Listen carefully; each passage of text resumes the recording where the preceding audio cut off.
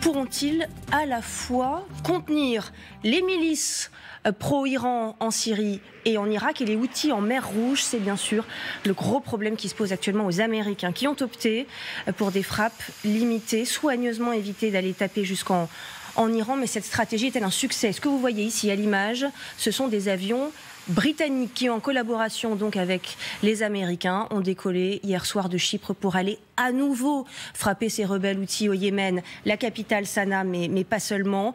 Voilà ce qui a été atteint. On va peut-être pouvoir voir les résultats de ces frappes, notamment sur la capitale Sanaa, au Yémen. Alors, ce qui était visé exactement, et c'est ce que disent les Américains, des arsenaux profondément enterrés, des systèmes et lanceurs de missiles, des systèmes de défense antiaérienne et des radars des Houthis. Aujourd'hui, les rebelles Houthis jurent de riposter à ces frappes aériennes de la nuit.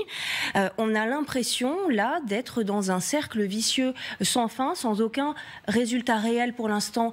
Marc Semo, est-ce que cette stratégie, aujourd'hui, des Américains, qui vise à frapper, oui, assez fort, mais pas trop non plus, est-ce que c'est un échec? On est pour le moment dans un système de signes et de messages. On frappe pour montrer qu'on réagit, qu'on n'accepte pas que les Houthis menacent le trafic dans la mer Rouge et dans le détroit de Bab el-Mandeb, la porte des lamentations. Par là, il y a quand même 12% du commerce mondial, 40% du commerce avec l'Asie.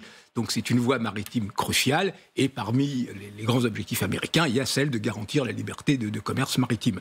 Donc ce sont des signaux. Bon, par ailleurs, ça ne peut rien résoudre. Je rappellerai juste à cet égard que le Yémen est en guerre depuis 2011. La guerre s'est encore amplifiée après 2015, l'intervention des Saoudiens et des Émiratis. Ça a été une des pires catastrophes humanitaires à ce moment-là, avec des centaines de milliers de personnes menacées de famine. Le port d'Hodeïda, qui est le port tenu aujourd'hui par les Houthis, toujours, qui était complètement bloqué. Donc, ils n'ont on ne s'est pas plié comme ça, voilà, les Houthis. Ils ne se sont pas pliés. Ils ont reçu énormément d'armes de la part de l'Iran, y compris des armes assez sophistiquées, qu'ils utilisent maintenant pour frapper en mer Rouge. C'est pas les frappes américaines qui les feront plier. D'autant que ce que l'on remarque, c'est que les Américains et les Britanniques sont bien seuls. Parmi tous les pays qui étaient censés appuyer cette coalition gardien de la prospérité, le nom est très éloquent, eh ben, les seuls qui participent à ces frappes, c'est eux, avec le soutien du Bahreïn, seuls des pays de la région qui participent. L'Égypte n'y participe pas. Parmi les Européens, l'Italie n'y participe pas. La France se tient en retrait. La France a tiré. En décembre, la frégate Languedoc a tiré plusieurs missiles pour détruire des drones qui la menaçaient et qui menaçaient un pétrolier. Mais la France reste autonome sous commandement autonome. Donc voilà, donc c'est une guerre qui peut continuer comme ça assez longtemps et de façon non résolutive. Ouais, donc vous prononcez bien le mot guerre. C'est aujourd'hui une guerre qu'ont engagée les Américains contre les Houthis. Ils ne veulent absolument pas donner cette impression. Ils continuent à donner cette impression de frappe limitée, ciblée, mais sans vraiment de résultat pour l'instant. Anne Kratz, ils ne savent plus trouver la stratégie gagnante au Moyen-Orient après leurs échecs bien sûr passés. Anne Kratz, il y a une forme de paralysie peut-être? Vous venez de répondre à votre question vous-même et de façon excellente. Effectivement, ils n'arrivent plus à trouver la stratégie qui serait gagnante. On pourrait faire deux remarques. On pourrait se dire aussi que s'ils ont frappé des dépôts de munitions profondément enterrés, etc., tout ce qu'on nous dit, la liste, comment se fait-il qu'ils n'aient pas pu les frapper avant, puisque la guerre a commencé il y a très longtemps, comme chacun sait. Et donc, le public américain, c'est intéressant de voir sa réaction à tout cela. Les gens en ont un petit peu marre, pour le dire très brutalement, de ces réponses toujours américaines qui sont toujours uniquement basées sur la force. Alors qu'il faudrait, dans des situations comme celle-ci, qui sont extrêmement complexes et qui incorporent toutes sortes de différents acteurs, il faudrait une diplomatie très intelligente et surtout une diplomatie qui se ferait en sourdine, qui pourrait à ce moment-là convaincre tel ou tel acteur de ces situations de se comporter différemment. Bon, d'un autre côté, tout le monde est bien d'accord qu'il faut assurer le passage des denrées, du commerce, là où les Houthis sont en train de frapper. C'est évidemment... Elle est pourtant active, la diplomatie américaine au Moyen-Orient. Elle est active et elle ne l'est pas. Elle est active parce qu'ils ont depuis quelques années, comme l'a dit récemment d'ailleurs William Burns, le chef de la CIA, ils ont décidé de montrer leur carte à l'avance. Bon, dans le cas précis, ils ont voulu prévenir tout le monde, attention, on va frapper, donc si vous voulez pas trop de morts, partez, faites vos bagages, et puis il y aura que très peu de dommages collatéraux. On peut dire que on peut arguer que cette politique ou cette cette forme de diplomatie a l'avantage de faire moins de dommages humains. Et c'est ce que cherchaient les Américains, évidemment. Et en même temps, on peut dire aussi que, à force de vouloir mettre les cartes sur la table d'un certain côté, et d'autre part de conclure des accords secrets ou mi-secrets avec toutes sortes de parties, tout ça rend les choses extrêmement confuses. Et donc, les acteurs du terrain...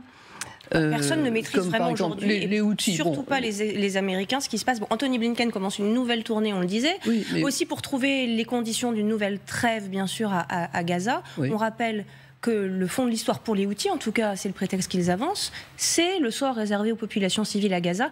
Le Hamas d'ailleurs a réagi à nouveau à cette nouvelle série de frappes menées par les Américains et les Britanniques au Yémen. Regardez cette réaction qu'on découvre à l'instant. Donc on va voir dans un instant. Bon, Guillaume, voilà, c'est vraiment bien évidemment le fond du problème. Le Hamas réagisse favorablement dans la mesure où en fait les Houthis disent précisément qu'ils interdisent le trafic maritime mondial en soutien à la cause palestinienne. Ça, c'est le paravent général, mais plus précisément au Hamas qui lutte, je cite, contre le colon, l'agresseur israélien. Donc c'est absolument pas surprenant parce que c'est un soutien de poids massif qui est un game changer puisque, effectivement, comme le rappelait Marc, les Américains et les Britanniques frappent très sévèrement au Yémen. Je note deux observations. D'abord, c'est la première fois que les Britanniques et les Américains frappent, entre guillemets, aussi sévèrement. Et puis deux, ça suit une succession, enfin c'est dans la succession d'une série de frappes qui ont été menées par les Américains en Irak et en Syrie, 85 objectifs qui ont été ciblés avec plusieurs dizaines de morts du côté des proxies iraniens, mais plutôt en Irak et en Syrie. Tout ça, c'est un message, en effet, qui est adressé à qui ? À Téhéran, qui utilise à dessein ces instruments de puissance dans la région. Le choix qui est fait par la diplomatie américaine, c'est précisément d'éviter l'internationalisation du conflit, l'escalade et le dérapage qui serait irrattrapable. Donc de ce point de vue-là, c'est encore respecté, parce que si on ne navigue pas encore en sécurité en mer Rouge, on n'en est pas encore à la Troisième Guerre mondiale. Non, parce que stratégiquement, qu'est-ce qu'a fait en télégraphant effectivement la manière dont il allait répondre Washington? Il a précisément choisi de ne pas taper le territoire iranien, alors que du côté républicain aux États-Unis, on lui dit à corps et à cri, allez frapper en Iran, allez frapper les installations nucléaires, envoyer un message clair et précis. Non, c'est précisément ce que Biden a refusé de faire. Donc, mais ça s'intensifie. Simplement pour terminer, ça s'intensifie. Mais pourquoi? Parce que la clé, c'est Gaza. Et en effet, il y a une intense activité diplomatique dans la région. Anthony Blinken est de retour dans la région parce que ce que veulent obtenir à tout prix, et on y reviendra, les Américains, c'est une désescalade à Gaza assortie d'une libération. Et c'est ce qu'ils veulent tout de suite, libération d'otages qui serait le préalable à tout ce qui suivra ensuite. Oui, tout le monde marche sur des œufs. Alors vous rappeliez ces appels des Républicains. Effectivement, Mike Johnson, qui est le président républicain de la Chambre des représentants, qui disait hier, le temps est venu pour Joe Biden de se réveiller et de réaliser que sa politique d'apaisement de l'Iran est un échec. Bon, échec relatif. Quand même. Enfin, on essaie de contenir. Il faut toujours rappeler, quand on parle des Houthis et des frappes, ça devient quand même un problème économique très important, notamment pour les Européens. Pas pour les Américains qui ne sont pas touchés, parce que le trafic et l'exportation des marchandises ne les touche pas, ils sont à l'abri. En revanche, pour les Européens notamment, il faut juste dire, c'est multiplié par 2 le prix du transport du conteneur. Et pour les Chinois aussi, par 2. Alors, voilà, j'y arrive, parce que comme ça, on retrouve l'Iran. Multiplié par 2 le prix du conteneur, c'est-à-dire $5 000 au lieu de 2000. On sait qu'il y a des industries automobiles qui sont stop à l'arrêt en Europe, c'est le cas de Tesla. Le groupe Stellantis transporte des pièces détachées maintenant par avion. Parce que sinon ça coûte extrêmement cher. Et effectivement, le grand pays qui est gêné, c'est la Chine. Les exportations, c'est la raison pour laquelle, du côté américain notamment, et d'autres, on fait appel à la Chine en demandant à la Chine d'être assez aimable pour faire pression sur l'Iran pour que le commerce puisse reprendre. Donc, est-ce que l'Iran fera pression sur les Houthis ou peut le faire? C'est encore autre chose. En tout cas, la demande est faite de très fort sur la Chine, qui elle-même a intérêt à ce que le commerce reprenne. Ce qui est significatif, c'est que la Chine, pour le moment, ne fait pas pression. Non. Et que l'Iran a, par rapport aux Houthis, c'est pas le Hezbollah libanais. Il ne les contrôle pas comme le contrôle le Hezbollah libanais. Une difficulté supplémentaire.